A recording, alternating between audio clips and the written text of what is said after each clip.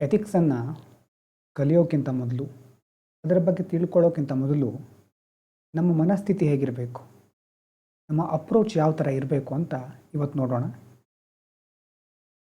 ಯಾವುದೇ ವಿಷಯ ನಾವು ಸರಿಯಾಗಿ ಅರ್ಥ ಮಾಡ್ಕೊಳ್ಬೇಕು ಅಂತಂದರೆ ಮೊದಲು ಮನಸ್ಸು ಮುಕ್ತವಾಗಿರಬೇಕು. ಖಾಲಿ ವಸ್ತುವಿನಲ್ಲಿ ಅಥವಾ ಖಾಲಿ ಕೊಡದಲ್ಲಿ ತುಂಬಿಸ್ಬೋದು ಏನಾದರೂ ಅಲ್ವಾ. ಮೊದಲೇ ತುಂಬ್ಕೊಂಡ್ಬಿಟ್ಟಿದ್ರೆ ಆವಾಗ ಅದರಲ್ಲಿ ಹೊಸದೇನೂ ಹಾಕ್ಲಿಕ್ಕೆ ಆಗೋದಿಲ್ಲ. ಅದಕ್ಕೋಸ್ಕರ ಮೊದಲಿಂದ ನಾವು ಏನೇನು ಮನಸ್ಸಿನೊಳಗೆ ಇಟ್ಕೊಂಡಿದ್ದೇವೋ, ಪೂರ್ವಾಗ್ರಹಗಳು, ಬೇರೆ ಬೇರೆ ರೀತಿಯ ನಮ್ಮ ಕಲ್ಪನೆಗಳು ಎಲ್ಲವನ್ನು ಒಂದು ಸಾರಿ ಸೈಡಿಗಿಟ್ಟು ಮುಕ್ತವಾಗಿ ನಮ್ಮನ್ನು ನಾವು ಸ್ವೀಕರಿಸುವಂಥ ಒಂದು ಮನಸ್ಥಿತಿಯಲ್ಲಿರಬೇಕು. ಹಾಗಾಗಿ ಅಪ್ರೋಚ್ನಲ್ಲಿ ಮುಖ್ಯವಾಗಿ ನಾವು ನೋಡೋದೇನಂತಂದರೆ, ಫಸ್ಟು ನಿನ್ನೆ ಹೇಳಿದಾಗೆ ವಿವಾದ ಮಾಡಲಿಕ್ಕೆ ಇರೋದಲ್ಲ, ನಾವು ವಾದ ವಿವಾದಗಳನ್ನು ಪರಿಶೀಲಿಸಲಿಕ್ಕೂ ಇರೋದಲ್ಲ. ನಮ್ಮ ಕೆಲಸ ಕಲಿಯೋದು, ವಿಚಾರ ಮಾಡೋದು, ವಿವಾದ ಮಾಡೋದಲ್ಲ. ಮೊದಲನೇದಾಗಿ ವ್ಯಾಲ್ಯೂ ನ್ಯೂಟ್ರಾಲಿಟಿ ಅಂತ ಕರೀತೇವೆ. ಏನು ವ್ಯಾಲ್ಯೂ ನ್ಯೂಟ್ರಾಲಿಟಿ ಅಂತಂದರೆ, ವ್ಯಾಲ್ಯೂಸ್ ಅಂತಂದರೆ ನಮ್ಮ ಮೌಲ್ಯಗಳು, ನ್ಯೂಟ್ರಲ್ ಆಗಿರೋದು ಅಂತಂದರೆ ತಟಸ್ಥವಾಗಿರೋದು. ನನ್ನ ಮೌಲ್ಯಗಳು ಏನೇನು, ಬೇರೆಯವ್ರ ಮೌಲ್ಯಗಳು ಏನೇನು, ನನಗೂ ಮತ್ತು ಅವರಿಗೂ ಇರುವಂಥ ಡಿಫ್ರೆನ್ಸ್ ಏನೇನು, ಈ ಥರ ಹಲವಾರು ವಿಚಾರಗಳು ನಮ್ಮನ್ನು ಆವಾಗ ಕಾಡ್ತಾ ಇರುತ್ತೆ. ಆವಾಗೆಲ್ಲ ನಾವೇನು ಅಂದ್ಕೊಳ್ತೇವೆ, ನನ್ನ ಮೌಲ್ಯಗಳಂತಂದರೆ ಅದು ಪರ್ಫೆಕ್ಟ್ ಆದ ಮೌಲ್ಯಗಳು, ನಾನು ತಪ್ಪು ಮಾಡಲಿಕ್ಕೆ ಸಾಧ್ಯನೇ ಇಲ್ಲ, ಅಂಥ ಜಗತ್ತಿನಲ್ಲಿ ದೇವರು ಅಷ್ಟು ಪರ್ಫೆಕ್ಟಾಗಿ ನನ್ನ ಸೃಷ್ಟಿ ಮಾಡಿದ್ದಾನೆ ಅನ್ನುವಂಥ ಭಾವದಲ್ಲಿರ್ತೇವೆ. ಹಾಗಾಗಿ ಆ ಒಂದು ನಾನೇ ಸರಿ ಅನ್ನುವಂಥ ಒಂದು ಅಹಂಕಾರವನ್ನು ಸ್ವಲ್ಪ ಬದಿಗಿಡಬೇಕಾಗತ್ತೆ. ಹಾಗೆ ಬದಿಗಿಟ್ಟಾಗ ನಾವು ಬೇರೆಯವರ ವಿಚಾರಗಳನ್ನು ಸ್ವೀಕರಿಸಲಿಕ್ಕೆ ಸಿದ್ಧರಾಗ್ತೇವೆ. ತಟಸ್ಥ ಆಗಿರೋದು ಅಂತಂದರೆ ಹೊಸ ವಿಷಯ ಕಲೀಲಿಕ್ಕೆ ನಾವು ನಮ್ಮನ್ನು ಮುಕ್ತವಾಗಿ ಇಟ್ಕೊಳ್ಳೋದು ಅಲ್ವಾ. ಅಹಂಕಾರದಿಂದ ಏನು ಪ್ರಯೋಜನ ಇದೆ? ಈಗ ನಾ ಹೇಳಿದ್ದಕ್ಕೆ ನಿಮಗೆ ಸಿಟ್ಟು ಬರಬಹುದು ಅಥವಾ ಸರಿ ಇಲ್ಲ ಅಂತ ಅನಿಸ್ಬಹುದು. ವಾದ ಮಾಡ್ಕೊಂಡು ಏನು ಪ್ರಯೋಜನ? ಮುಕ್ತವಾಗಿ ಚರ್ಚೆ ಮಾಡೋದ್ರಿಂದ ಕೆಲವು ವಿಚಾರಗಳು ಹಂಚಿಕೊಳ್ಬಹುದು ನಾವು. ಆದರೆ ಇಲ್ಲ, ನೀವು ಹೇಳಿದ್ದು ಸರಿ ಅಂತ ನೀವು ವಾದಿಸಿದರೆ, ನಾನು ಹೇಳಿದ್ದೆ ಸರಿ ಅಂತ ನಾನು ವಾದಿಸಿದರೆ, ಅದು ನೆವರ್ ಎಂಡಿಂಗ್ ಪ್ರೊಸೆಸ್. ಅದಕ್ಕೆ ಮುಕ್ತಾಯ ಅನ್ನೋದಿರೋದಿಲ್ಲ. ಉದಾಹರಣೆಗೆ ನೋಡಿ, ನನ್ನ ಮೌಲ್ಯ ಸಸ್ಯಾಹಾರ ಸೇವನೆ ಮಾಡೋದು, ಆದರೆ ನೀವು ಅದನ್ನು ಒಪ್ಪೋದಿಲ್ಲ, ನೀವು ಮಾಂಸಾಹಾರ ಸೇವನೆ ಮಾಡ್ತೀರಿ ಅಂತ ಇಟ್ಕೊಳ್ಳೋಣ. ನಾನೇನು ಹೇಳ್ತೇನೆ, ನನ್ನ ವ್ಯಾಲ್ಯೂ ತಟಸ್ಥವಾಗಿಲ್ಲ ಅಂತಂದರೆ ಆವಾಗ ನಾನು ಹೇಳ್ಬೋದು, ನೋಡಿ ಸಸ್ಯಾಹಾರ ಅನ್ನೋದು ಶ್ರೇಷ್ಠ, ತುಂಬ ಸೈಂಟಿಫಿಕ್ ಸ್ಟಡಿಗಳೆಲ್ಲ ಹೇಳ್ತಾ ಇವೆ. ಮೊನ್ನೆ ತಾನೇ ಹಿಂದೂ ನ್ಯೂಸ್ ಪೇಪರಲ್ಲಿ ಬಂದಿತ್ತು, ಸಸ್ಯಾಹಾರ ತಿನ್ನೋದ್ರಿಂದ ಡಯಾಬಿಟಿಸ್ಗಳು ಮತ್ತು ಬೇರೆ ಬೇರೆ ಕಾಯಿಲೆಗಳೆಲ್ಲ ಜಾಸ್ತಿ ಬರೋದಿಲ್ಲ, ಕೊಬ್ಬು ಶೇಖರಣೆ ಆಗೋದಿಲ್ಲ, ಒಳ್ಳೆಯ ರೀತಿಯಲ್ಲಿ ದೇಹಕ್ಕದು ಪೋಷಣೆಯನ್ನು ಕೊಡುತ್ತೆ ಅನ್ನೋದು ನನ್ನ ವಾದ ಆಗಿರಬಹುದು. ಆವಾಗ ನೀವೇನು ವಾದ ಮಾಡಬಹುದು? ಸಸ್ಯಾಹಾರದಿಂದ ಪ್ರೋಟೀನಲ್ಲಿ ಸಿಗುತ್ತೆ ನಿಮಗೆ ಅಲ್ವಾ, B12 ಕೊರತೆ ಆಗಲ್ವಾ ನಿಮಗೆ? ನಾವು ಬದುಕುಳಿಬೇಕು ಅಂತಂದರೆ ಮಾಂಸಾಹಾರ ಬೇಕೇ ಬೇಕು, ಮಾಂಸಾಹಾರ ಇಲ್ಲದೆ ಬದುಕುಳಿಲಿಕ್ಕೆ ಆಗೋದೇ ಇಲ್ಲ ಈಗಿನ ಕಾಲದಲ್ಲಿ ಅಂತ ನೀವು ವಾದ ಮಾಡ್ತೀರಿ. ಇದು ಕಲ್ಪನೆ ಅಥವಾ ಉದಾಹರಣೆ ಅಲ್ವಾ. ನಾ ಹೇಳಿದ್ದನ್ನು ಬಿಟ್ಕೊಡೋದಿಲ್ಲ, ನೀವು ಹೇಳಿದ್ದನ್ನೇ ಮುಂದುವರಿಸ್ತಾ ಇರ್ತೀರಿ. ಆವಾಗ ಅದು ಚರ್ಚೆ ಆಗೋದಿಲ್ಲ, ಬರೀ ವಾದ ವಿವಾದ ಆಗ್ತಾ ಇರುತ್ತೆ. ಹಾಗಾಗಿ ಮತ್ತು ಕೆಲವರೇನಿರ್ತಾರೆ, ವಾದ ವಿವಾದಕ್ಕಷ್ಟೇ ಮುಗಿಸೋದಿಲ್ಲ, ಹೇರೋದು. ಅಂತಂದರೆ ಯಾಕೆ ನೀವು ಸಸ್ಯಾಹಾರ ಮಾತ್ರ ತಿಂತೀರಿ ಅಥವಾ ಮಾಂಸಾಹಾರ ಮಾತ್ರ ತಿಂತೀರಿ, ಈ ಥರ ಬೇರೆಯವರ ಒಂದು ಅದು ಅವ್ರ ವ್ಯಾಲ್ಯೂ ಅಷ್ಟೇ. ಅವರು ಬೆಳೆದು ಬಂದಿರುವ ಬೆಳೆದು ಬಂದ ಆ ಹಾದಿಯಲ್ಲಿ ಅವರಿಗೆ ಅಂಥ ವಾತಾವರಣ ಸಿಕ್ತು, ಅದನ್ನು ಅವರು ರೂಢಿಸ್ಕೊಂಡ್ರು. ಇಲ್ಲ, ಸಸ್ಯಾಹಾರ ತಿನ್ನೋದೇ ತಪ್ಪು, ಮಾಂಸಾಹಾರ ತಿನ್ನೋದೇ ತಪ್ಪು. ಈ ತರಹ ನಿಮ್ಮ ವ್ಯಾಲ್ಯೂಗಳನ್ನು ಬೇರೆಯವರಿಗೆ ಹೇರ್ಲಿಕ್ಕೆ ಆಗೋದಿಲ್ಲ. ಕೆಲವರು, ನೀವು ನನ್ನ ಫ್ರೆಂಡ್ ಆಗಿದ್ದರೆ ನೀವು ಸಿಗರೇಟ್ ಸೇದಬೇಕು, ಕುಡಿಬೇಕು ಅಥವಾ ಮಾಂಸಾಹಾರ ಸೇವನೆ ಮಾಡಬೇಕು, ನನ್ನ ಫ್ರೆಂಡ್ ಹೌದಾ ಅಲ್ವಾ ನೀನು ಅನ್ನೋ ರೀತಿಯಲ್ಲಿ ಬಿಹೇವ್ ಮಾಡ್ತಾರೆ. ಕೆಲವರು, ನೀನು ನನ್ನ ಫ್ರೆಂಡ್ ಆಗಿದ್ದರೆ ನೀ ಮಾಂಸಾಹಾರ ಬಿಡು, ಸಸ್ಯಾಹಾರದಿಂದನೇ ಒಳ್ಳೆಯದಾಗೋದು, ಅಷ್ಟು ದಿನ ಏನೇನು ಎಷ್ಟು ಕ್ರೂರತೆ ಇದೆ ನಿಮ್ಮಲ್ಲಿ, ಆ ಪ್ರಾಣಿಗಳನ್ನೆಲ್ಲ ಅದು ಆ ಹಿಂಸೆ ನಿಮ್ಗೆ ಗೊತ್ತಾಗಲ್ವ ಅಷ್ಟು ಅನ್ನೋ ರೀತಿಯಲ್ಲಿ ಎಕ್ಸ್ಟ್ರೀಮ್ ಪಾಯಿಂಟಲ್ಲೇ ಇರ್ತಾರೆ ಎಷ್ಟೋ ಸಾರಿ. ಎರಡೂದ್ರಿಂದಾನು ಇಬ್ಬರಿಗೂ ಅವ್ರ ಜೀವನ ಚೆನ್ನಾಗಿ ನಡೀತಾ ಇರುತ್ತೆ. ಅವಶ್ಯಕತೆ ಇದ್ದರೆ, ಅನಿವಾರ್ಯತೆ ಇದ್ದರೆ ಅವರು ಬದಲಾಗ್ತಾರೆ. ನೀವು ಬಂದು ಹೇರಬೇಕಾದ ಅವಶ್ಯಕತೆ ಇರೋದಿಲ್ಲ. ಕಾಲಕ್ಕೆ ತಕ್ಕ ಹಾಗೆ ಅವರವರ ಜೀವನ ಮಾರ್ಪಾಡಾಗ್ತಾ ಹೋಗುತ್ತೆ. ಹಾಗಂತ ನಾ ಹೇಳಿದ್ದೆ ಮೊದಲೇ ನೋಡು ಅನ್ನೋ ರೀತಿ ಆ ವಿಷಯ ಅಲ್ಲ. ಅದು ಬೇರೆ ಅವರ ಜೀವನ ಅಷ್ಟೇ, ಅದನ್ನು ಅವ್ರ ಪಾಡಿಗೆ ಬಿಟ್ಟು ಬಿಡಬೇಕು. ಇನ್ನು ಧರ್ಮದ ವಿಷಯದಲ್ಲಂತೂ ನಿಮ್ಗೆ ಗೊತ್ತೇ ಇದೆ, ಅಲ್ವಾ? ಹಿಂದೂಗಳಿಗೆ ಮುಸ್ಲಿಮ್ಗಳಿಗೆ ನಿಮ್ಗೆ ಗೊತ್ತು ನಮ್ಮ ದೇಶದಲ್ಲಿ ಯಾವ ಥರ ಪರಿಸ್ಥಿತಿ ಇದೆ ಅಂತ ಆವಾಗ ನ್ಯೂಸಲ್ಲಿ ಬರ್ತಾ ಇರುತ್ತೆ. ಆ ಧರ್ಮದವರು ಆ ಒಂದು ಸಂದರ್ಭದಲ್ಲಿ ಏನೋ ಮಾಡಿದರೆ ಆವಾಗ ಅದನ್ನು ದೊಡ್ಡದಾಗಿ ಬಿಂಬಿಸಿ ಇಷ್ಟೆಲ್ಲ ದೊಡ್ಡ ಕೆಟ್ಟ ಕೆಲಸ ನಡೀತಾ ಇದೆ ಅನ್ನೋ ರೀತಿ ಬಿಂಬಿಸೋದು. ಇಡೀ ವರ್ಷ ಪೂರ್ತಿ ಬೇರೆ ಎಲ್ಲೋ ನಡೀತಾ ಇದ್ದರೂ ಅದರ ಬಗ್ಗೆ ಯಾವುದೇ ಕಾಳಜಿ ಇರೋದಿಲ್ಲ. ನಿಮಗೆ ಇಷ್ಟ ಇಲ್ಲದೆ ಇರೋ ಯಾವುದೋ ಒಂದು ಧರ್ಮದವರು, ನಿಮ್ಗೆ ಇಷ್ಟ ಇಲ್ಲದೆ ಇರೋ ಪಂಗಡದವರು ಏನೋ ಮಾಡಿದ್ರು ಅಂದ ತಕ್ಷಣ ಆವಾಗ ಅದು ಕೆಟ್ಟ ಕೆಲಸ ಅನ್ಲಿಕ್ಕೆ ಶುರು ಆಗುತ್ತೆ. ಇಷ್ಟು ದಿನ ಕಣ್ಣು ಮುಂದೆ ನೋಡ್ತಾ ಇರ್ತೀರಿ ಅಂಥ ಕೆಲಸಗಳನ್ನು, ಆದರೆ ನಿಮಗೆ ಇಷ್ಟ ಇಲ್ಲ ಅಂದ ತಕ್ಷಣ ಕೋಪ ಬರುತ್ತೆ ಅಲ್ವಾ? ಅಂತಹ ಮೌಲ್ಯಗಳು, ನಿಮ್ಮದೇ ಆದ ಮೌಲ್ಯಗಳಿರುತ್ತೆ. ನೀವು ಅದನ್ನು ಮೌಲ್ಯ ಅಂತ ಕನ್ಸಿಡರ್ ಮಾಡಿರಬಹುದು, ಆದರೆ ಎಲ್ರಿಗೂ ಅದೇ ಮೌಲ್ಯ ಆಗಿರಬೇಕು ಅಂತಲ್ಲ. ಪರಸ್ಪರ ಭಿನ್ನಾಭಿಪ್ರಾಯಗಳನ್ನು ಒಪ್ಕೊಳ್ಳುವಂಥ ಮನಸ್ಥಿತಿ ಇದ್ದಾಗ ಮಾತ್ರ ನಾವು ಮುಂದೋಗ್ಲಿಕ್ಕೆ ಸಾಧ್ಯ. ಅಂದರೆ ನನ್ನ ಮೌಲ್ಯ ಯಾವುದೇ ಆಗಿರಲಿ, ನಿಮ್ಮ ಮೌಲ್ಯ ಯಾವುದೇ ಆಗಿರಲಿ, ನಾವು ತಟಸ್ಥವಾಗಿರೋದು ಅಂತಂದರೆ ಸಹಜವಾಗಿ ಸ್ವೀಕರಿಸೋದು. ಹೌದಾ, ನಿಮ್ಮ ಮೌಲ್ಯ ಇದಾ, ಓಕೆ, ಅದನ್ನು ವಿಶ್ಲೇಷಣೆ ಮಾಡೋದು. ನನಗೇನು ಅದರಿಂದ ಉಪಯೋಗ ಇದೆಯಾ ಅಥವಾ ಉಪಯೋಗ ಅಂತಲ್ಲ, ನನ್ನ ಜೀವನಕ್ಕೆ ಏನಾದರೂ ಒಳ್ಳೆಯದಾಗುತ್ತಾ, ಅದು ಸರಿಯಾಗಿದ್ದರೆ ಸ್ವೀಕರಿಸೋದು. ಅದು ಕಂಪ್ಲೀಟ್ ಇಷ್ಟು ದಿನ ನಾನು ಅಂದ್ಕೊಂಡಿದ್ದಕ್ಕೆ ವಿರುದ್ಧನೇ ಆಗಿರಲಿ. ಬೇಕಾದರೆ ಅದು ಸರಿ ಇದೆ ಅಂತ ಅನಿಸಿದ ತಕ್ಷಣ ಹೌದು ನಾನು ತಪ್ಪು ಮಾಡ್ತಾ ಇದ್ದೆ, ನಾನು ಅಂದ್ಕೊಂಡಿದ್ದು ತಪ್ಪಾಗಿತ್ತು, ಈಗ ಅದನ್ನು ಸರಿಪಡಿಸ್ಕೊಳ್ಳೋಣ ಅಂತ ಮುಂದೆ ಹೋಗೋದು ನಿಜವಾದ ಮೌಲ್ಯ. ಅದು ನಿಜವಾದ ಮೌಲ್ಯ. ಮೊದಲಿಂದ ನಾವು ತಲೆಯಲ್ಲಿ ಇಟ್ಕೊಂಡು ಬಂದಿರ್ತೀವಲ್ವಾ ನಮ್ಮದು ಅಂತ ಒಂದೊಂದು ಎಷ್ಟೋ ಮೌಲ್ಯಗಳು, ಅದನ್ನು ಬಿಟ್ಟು ಹೊಸದರ ಕಡೆ ನಾವು ಮುಖ ಮಾಡಬೇಕು.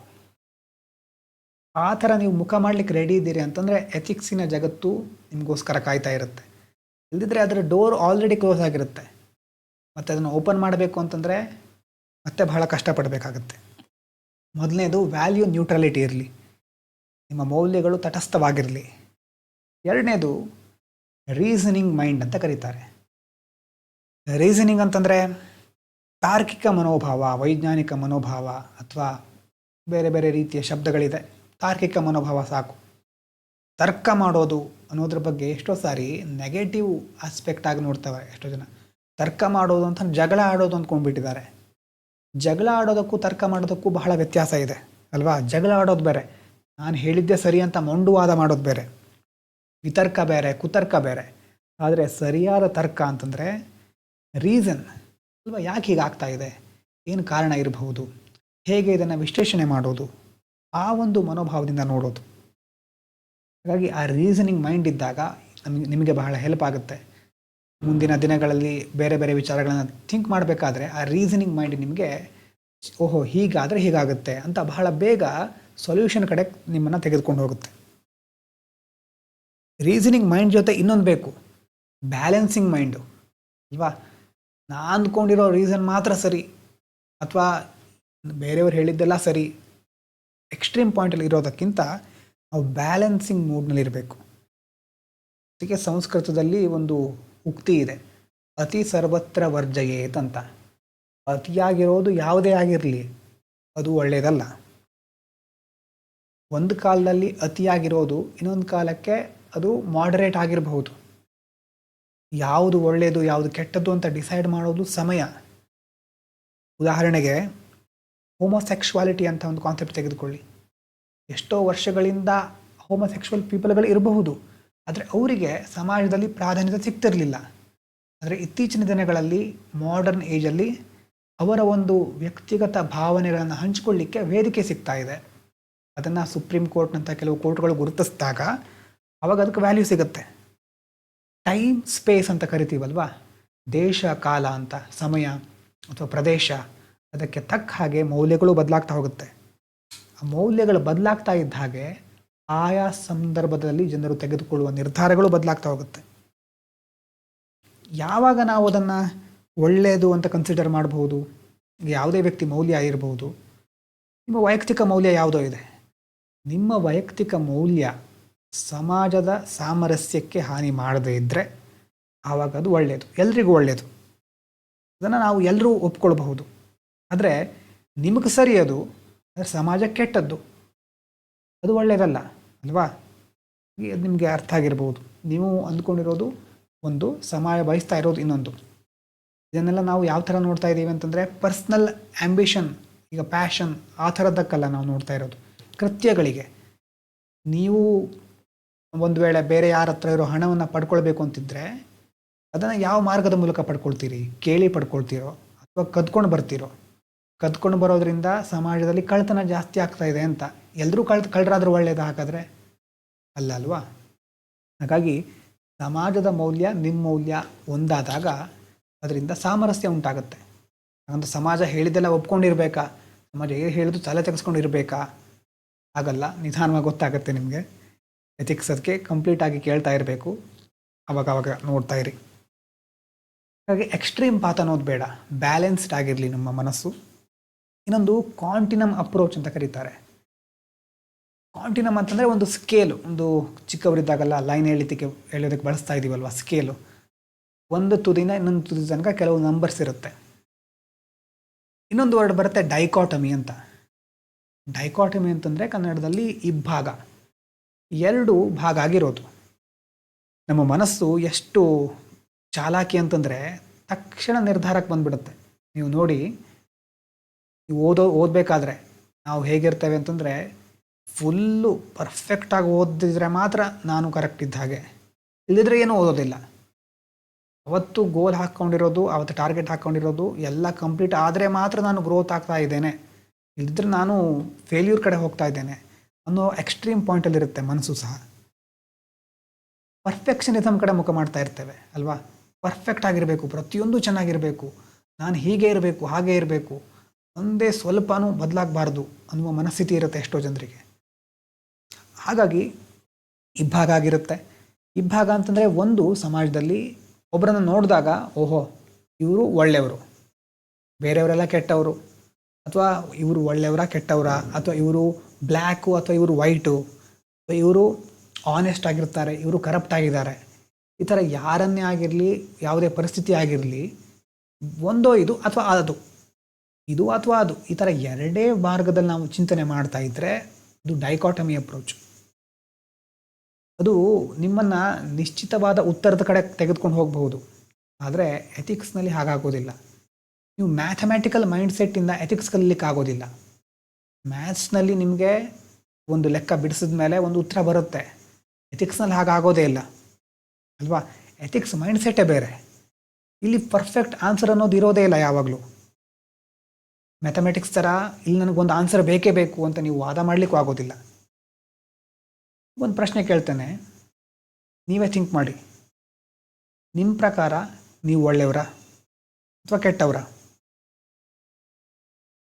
ಕಮೆಂಟ್ ಮಾಡಿ ಅಂತೆಲ್ಲ ಹೇಳೋದಿಲ್ಲ ನಾನು, ಅದ್ರ ಬಗ್ಗೆ ಹೇಳಿದ್ರೂ ಎಷ್ಟೋ ಜನ ಮಾಡೋದಿಲ್ಲ. ನೀವು ಒಳ್ಳೆಯವರಾ ನಿಮ್ಮ ಪ್ರಕಾರ?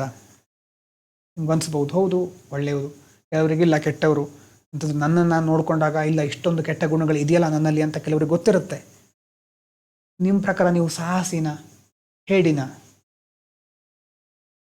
ಯಾವತ್ತಾದರೂ ಏನಾದರೂ ವಸ್ತುಗಳನ್ನು ಕದಿದ್ದೀರಾ? ಕದಿಯೋದು ಅಂತಂದರೆ ಬೇರೆಯವರ ಅನುಮತಿ ಇಲ್ಲದೆ ಪಡ್ಕೊಳ್ಳೋದು. ಅದು ಏನೇ ಆಗಿರಲಿ, ಒಂದು ಪೆನ್ನು ಪೆನ್ಸಿಲು ಚಿಕ್ಕವರಿದಾಗ ಏನೇನೋ ಮಾಡಿರ್ತೀವಿ ಅಲ್ವಾ, ಅದು ಕಳ್ತನನೇ. ಹಾಗಾಗಿ ನಮ್ಮ ಬಗ್ಗೆ ನಾವು ಡಿಸೈಡ್ ಮಾಡಲಿಕ್ಕೆ ಇಷ್ಟು ಕಷ್ಟ ಆಗ್ತಾ ಇದೆ. ನಾವು ಅದನ್ನು ಅದು ಚಿಕ್ಕ ತಪ್ಪಲ್ವಾ, ಅದರಿಂದಾನೇ ನಾನು ಕಳ್ಳ ಅಂತ ಹೇಳಲಿಕ್ಕಾಗತ್ತಾ ಅನ್ನುವಂಥ ಗೊಂದಲಕ್ಕೆ ಬರ್ತೇವೆ ನಿಜವಾಗ್ಲೂ ಥಿಂಕ್ ಮಾಡ್ಲಿಕ್ಕೆ ಹೋದರೆ. ನಾವು ನಿಜವಾಗ್ಲೂ ಒಳ್ಳೆಯವನ ಕೆಟ್ಟವನ ಅಂತ ಸುಲಭವಾಗಿ ತೀರ್ಮಾನ ಮಾಡಲಿಕ್ಕೆ ಆಗೋದಿಲ್ಲ. ಯಾಕಂದರೆ ಅಷ್ಟು ದ್ವಂದ್ವಗಳಿರುತ್ತೆ ಮನಸ್ಸಿನಲ್ಲಿ. ಸಂದರ್ಭಕ್ಕೆ ತಕ್ಕ ಹಾಗೆ ನಾವು ನಮ್ಮ ಕೃತ್ಯಗಳನ್ನು ಬದಲಾಯಿಸ್ತಾ ಹೋಗ್ತೇವೆ ಅಲ್ವಾ? ಹೀಗೆ ನಮ್ಮ ಬಗ್ಗೆ ನಾವು ಡಿಸೈಡ್ ಮಾಡಲಿಕ್ಕೆ ಎಷ್ಟು ಕಷ್ಟ ಆಗ್ತಾ ಇರಬೇಕಾದ್ರೆ ಬೇರೆಯವ್ರ ಬಗ್ಗೆ ಹೇಗೆ ಡಿಸೈಡ್ ಮಾಡೋದು? ಕೇಳ್ತಾರೆ. ನಮ್ಮ ಬಗ್ಗೆ ನಾವು ಯಾವತ್ತೂ ಲಾಯರ್ ಆಗಿರ್ತೇವೆ. ನಾನು ಏನು ಮಾಡಿದರೂ ಅದನ್ನು ವಾದ ಮಾಡ್ತೇನೆ, ನಾನು ಮಾಡಿದ್ದು ಸರಿ ಅಂತ ನನ್ನ ಹತ್ರ ಸಮರ್ಥನೆಗಳಿರುತ್ತೆ. ಲಾಯರ್ ನಾನು, ನನ್ನ ವಿಷಯದಲ್ಲಿ ಲಾಯರು, ಬೇರೆಯವ್ರ ವಿಷಯದಲ್ಲಿ ಜಡ್ಜು ನಾನು. ಅವ್ರು ಯಾಕೆ ಹೀಗೆ ಮಾಡಿದರು? ಅವ್ರು ಅಂಥವ್ರೆ ಅವರು. ಮೊದಲಿಂದ ಗೊತ್ತಿತ್ತು ನನಗೆ ಅವರು ಹೀಗೆ ಮಾಡ್ತಾರೆ ಅಂತ ಗೊತ್ತಿತ್ತು, ಪಕ್ಕ ಗೊತ್ತಿತ್ತು ನನಗೆ. ನನಗೆ ಗೊತ್ತಿಲ್ವಾ ಅವ್ರ ಬುದ್ಧಿ ಅನ್ನೋ ರೀತಿಯಲ್ಲಿ ಬೇರೆಯವ್ರ ಬಗ್ಗೆ ನಾವು ಜಡ್ಜಸ್ ಆಗಿಬಿಡ್ತೇವೆ. ಇಂಥ ಮೈಂಡ್ಸೆಟ್ ಬೇಡ ಅಂತ. ಒಂದು ಸರಿ ಇನ್ನೊಂದು ತಪ್ಪು, ಒಂದು ಬ್ಲ್ಯಾಕು ಅಥವಾ ಇನ್ನೊಂದು ವೈಟು, ಇಂಥ ಡೈಕಾಟಮಿ ಮೈಂಡ್ಸೆಟ್ ಇದ್ದರೆ ಎಥಿಕ್ಸ್ ಬಹಳ ಬೇಗ ಅರ್ಥ ಆಗೋದಿಲ್ಲ. ಏನಿದು ಎಲ್ಲ ಕರೆಕ್ಟಾದ ಉತ್ತರನೇ ಕೊಡೋದಿಲ್ವಲ್ಲ ಇವರು ಅಂತ ನಿಮ್ಗೆ ಅನಿಸ್ತಾ ಇರುತ್ತೆ. ಹಾಗಾಗಿ ಅದನ್ನು ಬಿಟ್ಟು ನಮ್ಮೊಳಗಡೆ ರಾಮನೂ ಇದ್ದಾನೆ, ನಮ್ಮೊಳಗಡೆ ರಾವಣನೂ ಇದ್ದಾನೆ. ಯಾವಾಗ ಅವನು ಯಾರು ಆ್ಯಕ್ಟಿವೇಟ್ ಆಗ್ತಾರೆ ಅನ್ನೋದು ಗೊತ್ತಿರಬೇಕು. ಒಳ್ಳೆಯವರು ಹೌದು ನಾವು, ಕೆಟ್ಟವರು ಹೌದು. ಆದರೆ ಆ ಅನುಪಾತ ಅನ್ನೋದಿದೆಯಲ್ವಾ, ಅದರ ಒಂದು ರೇಷಿಯೋ ಅದು ಬದಲಾಗ್ತಾ ಇರುತ್ತೆ. ಅದಕ್ಕೆ ಆ ಒಳ್ಳೆತನ ಕೆಟ್ಟತನದಲ್ಲ, ಅದು ತುಂಬ ಲೇಯರ್ಸ್ಗಳಿರುತ್ತೆ. ಕೆಲವ್ರು ನೋಡಿದ ಅವರು ತುಂಬ ಒಳ್ಳೆಯವರು, ಕೆಲವ್ರು ನೋಡಿದ ತಕ್ಷಣ ಅನಿಸುತ್ತೆ ಅಲ್ವಾ, ಅವರಷ್ಟು ಒಳ್ಳೆಯವ್ರನ್ನ ಇನ್ನೂ ನೋಡಿಲ್ಲ. ಇನ್ನು ಕೆಲವರು ಅವರು ಒಳ್ಳೆಯವರು, ಪರವಾಗಿಲ್ಲ, ಓಕೆ. ಮತ್ತು ಕೆಲವರು ಏನು ನನಗೆ ಗೊತ್ತಿಲ್ಲ ಅವ್ರ ಬಗ್ಗೆ, ಏನೋ ಅಂತ ಅನಿಸುತ್ತಪ್ಪ, ಮೀಡಿಯಮ್. ಇನ್ನು ಕೆಲವರು ಇಲ್ಲ, ಕೆಟ್ಟವರು, ಅವರು ಸ್ವಲ್ಪ ಜಾಗೃತಿ ಆಗಿರಬೇಕಾಯ್ತಾ, ಅವ್ರು ನೋಡಿದರೆ ಅವ್ರ ಹತ್ರ ಇದ್ದಾಗ ಸ್ವಲ್ಪ ಹುಷಾರಾಗಿರು ಅಂತ ಇನ್ನು ಕೆಲವ್ರ ಬಗ್ಗೆ ಹೇಳ್ತೇವೆ. ಇನ್ನು ಕೆಲವ್ರ ಬಗ್ಗೆ ಇಲ್ಲ, ಅವ್ರ ಹತ್ರ ಮಾತ್ರ ಹೋಗಲೇಬೇಡ, ಅವರು ಮಾತ್ರ ತುಂಬ ಕೆಟ್ಟವರು, ತುಂಬ ಹುಷಾರಾಗಿರ್ಬೇಕು, ಮತ್ತು ನೀನು ಎಲ್ಲಿದ್ದರೂ ಸ್ವಲ್ಪ ಡೇಂಜರ್ ಅದು. ಅಂದರೆ ನಮ್ಮ ಮನಸ್ಸಿನಲ್ಲೂ ಬೇರೆ ಬೇರೆಯವ್ರ ಬಗ್ಗೆ ತುಂಬ ಲೇಯರ್ಗಳಿದೆ. ಆದರೆ ಎಕ್ಸ್ಟ್ರೀಮ್ ಪಾಯಿಂಟಲ್ಲಿ ನಿಜವಾಗಲೂ ಯಾರೂ ಇರೋದಿಲ್ಲ ಅಲ್ವಾ. ತುಂಬ ಪರ್ಫೆಕ್ಟ್ ಕೆಟ್ಟವರು ಅನ್ನೋರು ಇರೋದಿಲ್ಲ, ಪರ್ಫೆಕ್ಟ್ ಒಳ್ಳೆಯವರು ಅನ್ನೋರು ಇರೋದಿಲ್ಲ. ಕಂಪ್ಲೀಟಾಗಿ ಒಳ್ಳೆಯವರು ಇವರು 100% ಒಳ್ಳೆಯವರು ಅನ್ನೋರು ಇರೋದಿಲ್ಲ, 100% ಕೆಟ್ಟವರು ಅನ್ನೋರು ಇರೋದಿಲ್ಲ. ಅವರ ಅನುಪಾತ ಬೇರೆ ಆಗ್ತಾ ಇರುತ್ತೆ. ಹೇಗೆ ವ್ಯಕ್ತಿಗಳಲ್ಲಿ ಈ ಅನುಪಾತ ಬೇರೆ ಆಗ್ತಾ ಇರುತ್ತೋ, ಅದೇ ರೀತಿ ನೀವು ಮುಂದೆ ಒಂದು ನಿರ್ಧಾರ ತೆಗೆದುಕೊಳ್ಬೇಕಾದ್ರೆ ಪರ್ಫೆಕ್ಟ್ 100% ಸರಿಯಾದ ನಿರ್ಧಾರ ಅನ್ನೋದು ಇರೋದಿಲ್ಲ, 100% ತಪ್ಪು ನಿರ್ಧಾರ ಅನ್ನೋದು ಇರೋದಿಲ್ಲ. ಅದನ್ನು ಅಷ್ಟು ಪರ್ಫೆಕ್ಟಾಗಿ ನಿರ್ಧಾರ ತೆಗೆದುಕೊಳ್ಳಿಕ್ಕೆ ಆಗೋದಿಲ್ಲ. ಎರಡೂ ಇರುತ್ತೆ ಒಂದು ನಿರ್ಧಾರದಲ್ಲಿ. ಅದರಿಂದ ಕೆಟ್ಟದ್ದು ಆಗ್ತಾ ಇರುತ್ತೆ ಕೆಲವು ಕಡೆ, ಕೆಲವೊಂದು ಕಡೆ ಒಳ್ಳೆಯದು ಆಗ್ತಾ ಇರುತ್ತೆ. ಈ ರೈಟ್ ರಾಂಗ್ ನಡುವಿನ ಒಂದು ಅನುಪಾತ ನಿಮ್ಗೆ ಅರ್ಥ ಆಗ್ತಾ ಇದ್ದ ಹಾಗೆ ಎಥಿಕ್ಸಿನ ಒಂದು ಬ್ಯೂಟಿ, ಎಥಿಕ್ಸಿನ ಒಂದು ಜಗತ್ತು ನಿಮ್ಮನ್ನು ಸ್ವಾಗತಿಸಲಿಕ್ಕೆ ಪ್ರಾರಂಭ ಮಾಡುತ್ತೆ. ಮತ್ತು ಮುಂದಿನ ಆಡಿಯೋದಲ್ಲಿ ಕಂಟಿನ್ಯೂ ಮಾಡೋಣ. Thank you so much. Like ಮಾಡಲಿಕ್ಕೆ ಮರಿಬೇಡಿ.